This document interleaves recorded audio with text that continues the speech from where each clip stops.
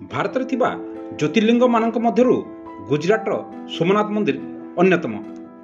ଏହା ଗୁଜରାଟରେ ଅବସ୍ଥିତ ଥିଲେ ମଧ୍ୟ ଏବେ ଦିଲ୍ଲୀବାସୀମାନେ ଏହି ମନ୍ଦିରକୁ ବର୍ତ୍ତମାନ ଦିଲ୍ଲୀରେ ଦେଖିପାରିବେ ବା ଅନୁଭବ କରିପାରିବେ।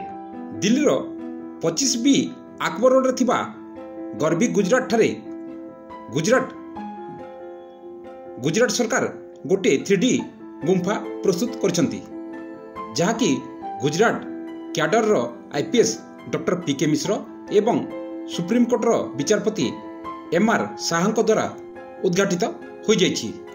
ଗୁଜରାଟ ସରକାରଙ୍କ ପବିତ୍ର ଯାତ୍ରାଧାମ ବିକାଶ ବୋର୍ଡ ଦ୍ୱାରା ପ୍ରସ୍ତୁତ ଏହି ଗୁମ୍ଫାକୁ ଗୁଜରାଟ ରାଜ୍ୟର ପ୍ରତିଷ୍ଠା ଦିବସରେ ଆୟୋଜିତ ଏକ ଅବସରରେ ସୁପ୍ରିମକୋର୍ଟର ବିଚାରପତି ଅରବିନ୍ଦ କୁମାର ଏବଂ ଦିଲ୍ଲୀର ଲେଫ୍ଟନାଣ୍ଟ ରାଜ୍ୟପାଳ ବିନୟ କୁମାର ସକ୍ସେନାଙ୍କ ଉପସ୍ଥିତିରେ ଉଦ୍ଘାଟନ କରାଯାଇଥିଲା। 3D ଲିଡର ସ୍କାନିଂ ଓ ମ୍ୟାପିଂ ସିଷ୍ଟମ ଦ୍ୱାରା ଏହି ପ୍ରୋଜେକ୍ଟକୁ ତିଆରି କରାଯାଇଅଛି, ଯାହାଦ୍ୱାରା ଦର୍ଶକମାନେ ଏଠାରେ ସୋମନାଥ ମନ୍ଦିରକୁ ଅନୁଭବ କରିପାରିବେ, ସତେ ଯେମିତିକି ସେମାନେ ପ୍ରକୃତ ସୋମନାଥ ମନ୍ଦିର ମଧ୍ୟରେ ଉପସ୍ଥିତ ଅଛନ୍ତି। ପ୍ରକୃତରେ ଏହା ଏକ ମଜାଦାର ଅନୁଭବ ହେବ ନାହିଁ କି? ଆପଣମାନଙ୍କର ମତ କ'ଣ? ନିଶ୍ଚୟ କମେଣ୍ଟସ୍ କରି ଜଣାନ୍ତୁ। ଏପରି ନୂତନ ତଥ୍ୟ ଜାଣିବା ପାଇଁ ଆମ ଚ୍ୟାନେଲ ସହିତ ଯୋଡ଼ି ହୋଇ ରୁହନ୍ତୁ।